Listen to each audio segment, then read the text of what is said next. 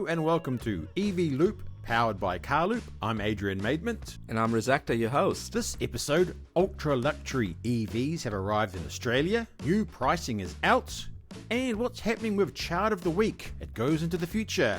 Hello, Riz. Hey, Adrian. Good to be on our 13th episode. Yes, 13th is, well, I said Baker's dozen last week, actually, so that's what it is this week. So we've made it to 13, that's good. And we've had lots of feedback and some comments, so that's good.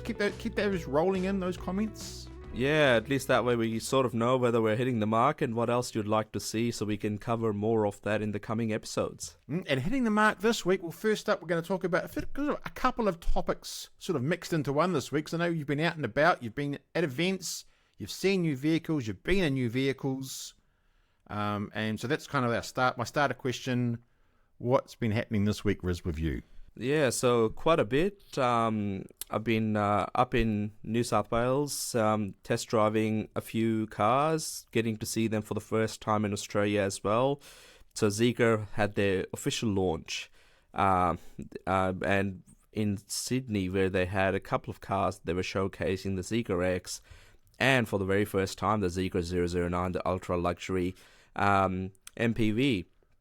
And getting a chance to sit in them and a bit of a ride on the rooftop test track that they had made was quite exciting. On top of that, there's been multiple other launches, including the MG Cyberster, the Deepal S07 by Chang'an, that was also happening in Sydney, and official drive launch of the Kia EV5 in Australia that had occurred in Southern Highlands in New South Wales as well. So all of that's happening, plus I got to see what was happening at the South by Southwest, which is a pretty big festival that's come to Sydney for the second time, which Zeekr was a major sponsor of. And you did a talk there, didn't you? Did you do a Zeekr talk?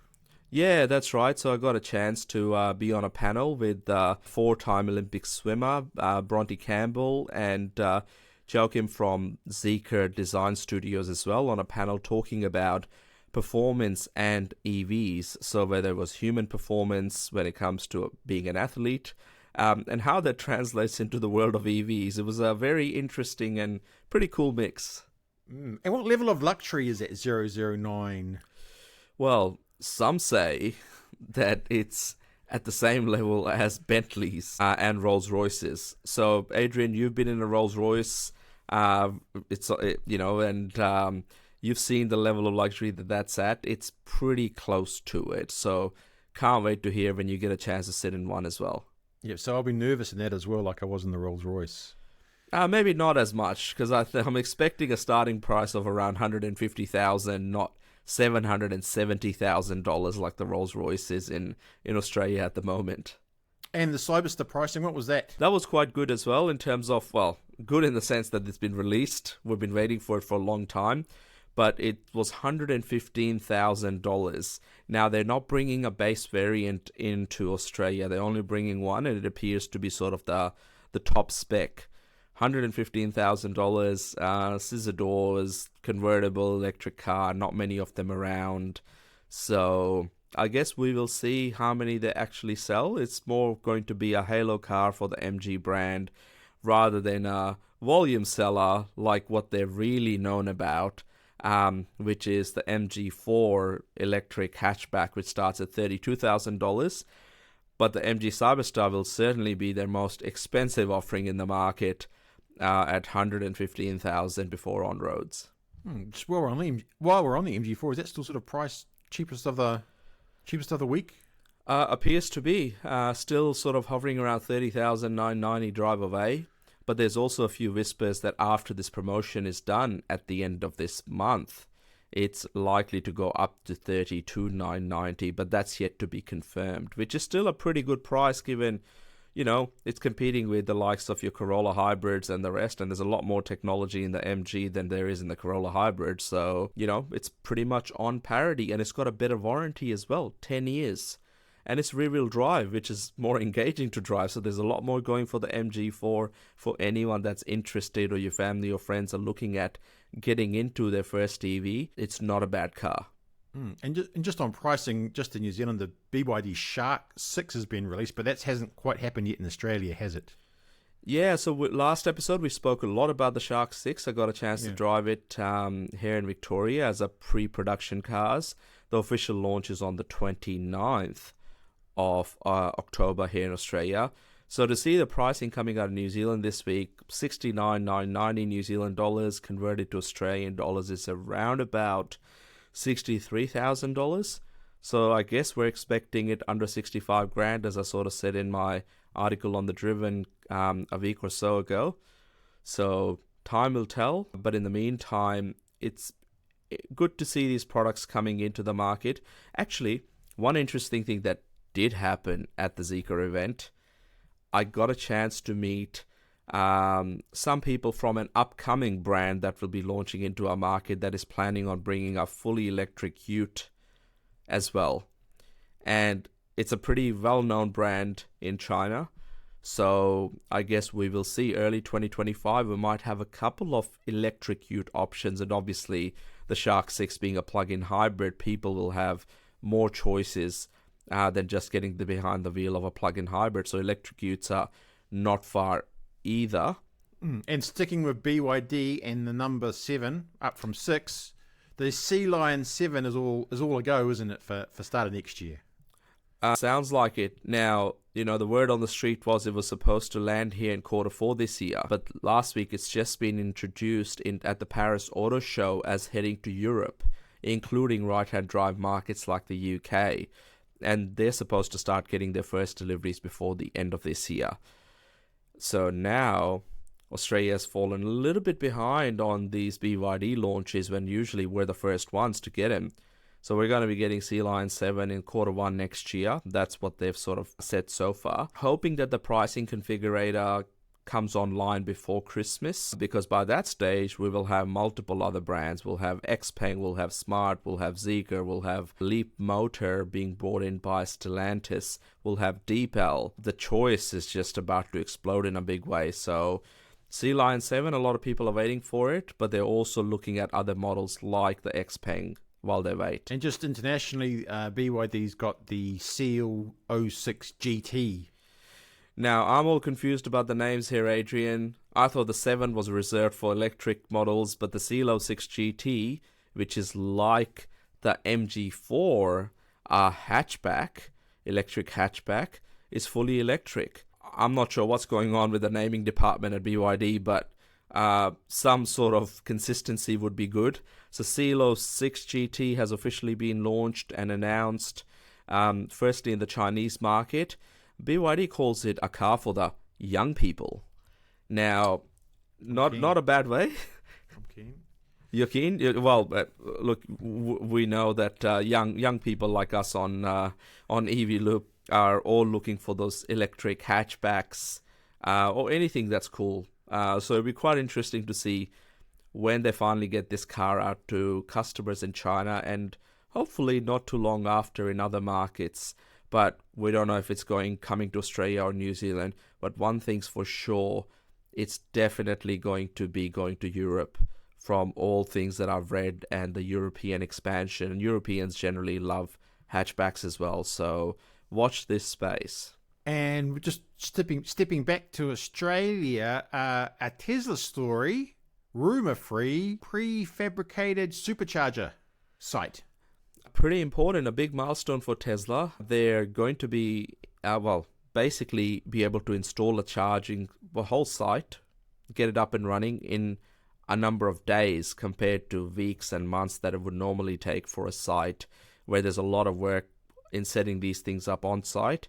It's actually done, I guess, in a controlled environment in a factory.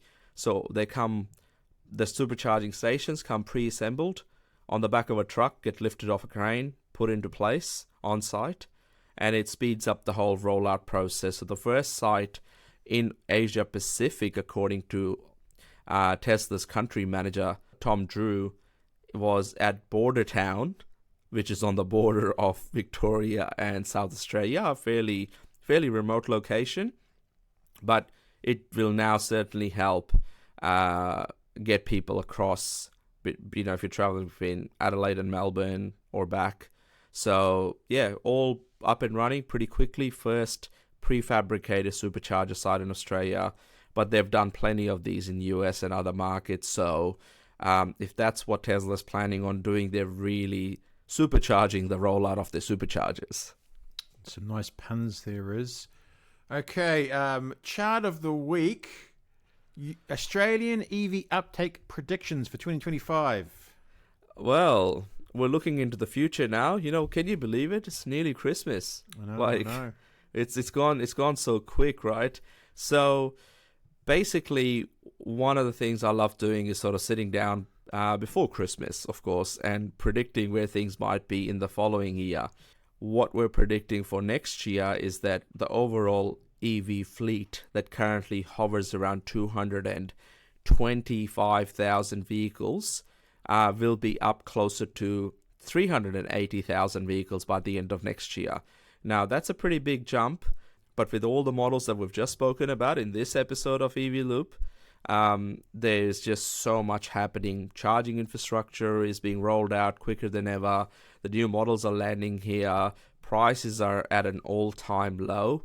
And the used EV market is all starting to blend in. So I think it's going to be a very exciting 12 to 18 months. So by the end of 2025, we should have 380,000 battery electric vehicles running around in Australia alone. So that's an exciting milestone as we head closer to that 500,000 mark. Back overseas, sort of still linked to Tesla, is that little article from Inside EVs that the headline is Ford asks EV customers to stop using Tesla adapters.